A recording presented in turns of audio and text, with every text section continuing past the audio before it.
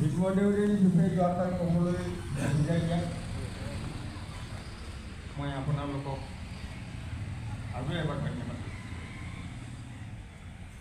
Tribal লীগৰ স্ৰষ্টা ইনালাই প্ৰথা প্ৰৱৰ্তন কৰোঁতা দৰিদ্ৰ শোষণ আৰু অৱহেলিত জনগোষ্ঠীৰ হৈ প্ৰতিদিনাখনে সংগ্ৰাম কৰি যোৱা জননেতা ভীমবৰদেউৰী আজি আমাৰ মাজত নাই।